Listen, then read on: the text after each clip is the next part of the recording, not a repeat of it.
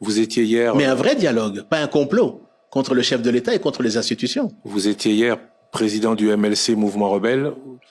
Hier, on vous appelait rebelle, aujourd'hui, vous les appelez terroristes. Quelle est la différence entre ces deux positions, sachant que dans la com des uns et des autres, l'objectif était le même? Alors, là, vous faites, une bonne question, mais vous faites une erreur, je vais l'expliquer.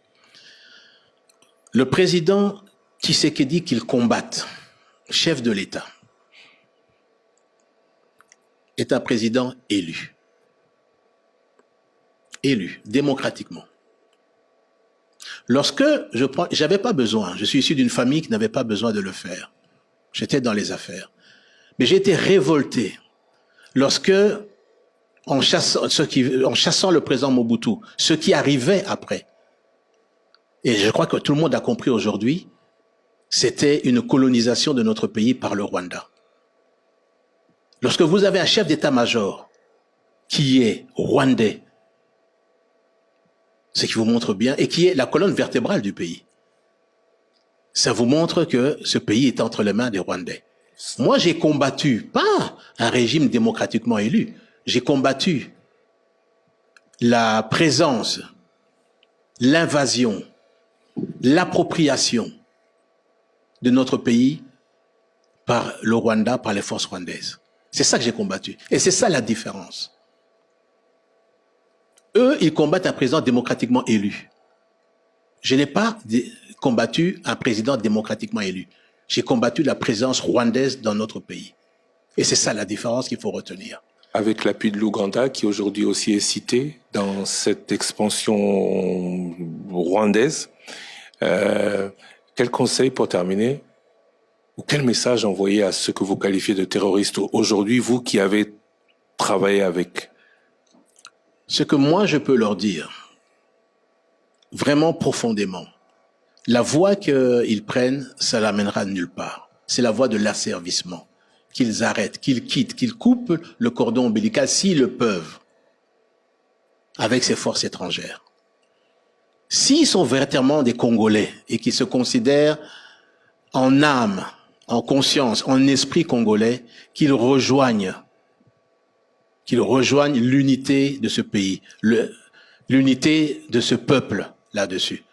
Et que toutes ces velléités qui visent à déstabiliser, à balkaniser le pays, que ça cesse. Vous étiez, vous, hier, rebelle. Est-ce que vous le regrettez, ou est-ce que vous regrettez à un moment donné d'avoir combattu en alliance avec des forces étrangères?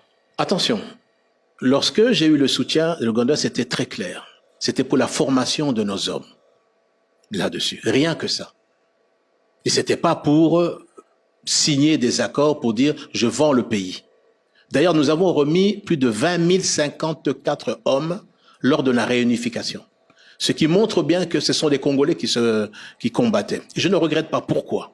Parce que grâce au combat que nous avons mené, nous avons pu rétablir la démocratie en passant par le processus de Lusaka et de Sun City.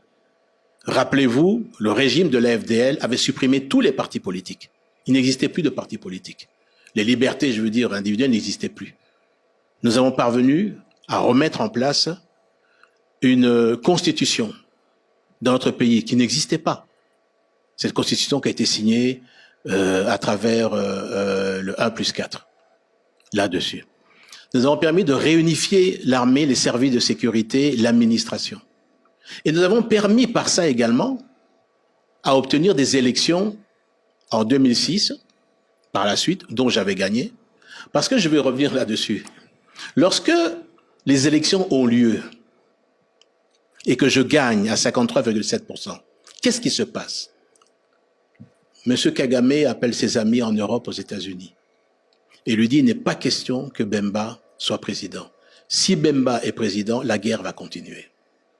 Et la décision se prend à l'étranger, je ne citerai pas les pays, j'écrirai peut-être un jour, où on appelle l'abbé Malou Malou à l'étranger, dans une capitale, et on lui dit, vous ne pouvez pas proclamer Jean-Pierre Bemba. En 2011, c'est le même scénario qui recommence. Monsieur Kagame s'oppose parce qu'il juge qu'il est imprévisible. Et Étienne Tshisekedi. Étienne Tshisekedi, j'ai dit. Étienne Tshisekedi est imprévisible et qu'il ne veut pas d'Étienne Tshisekedi au pouvoir en RDC. Et les résultats que vous connaissez sortent en faveur de l'agent rwandais au service de l'armée rwandaise. Vous connaissez la fortune qui m'a été donnée par un chef d'État de la région qui connaît bien Hippolyte Kanambe. Et ce n'est pas des moindres. La fortune de Hippolyte Kanambe est de 7 milliards de dollars. 7 milliards de dollars américains.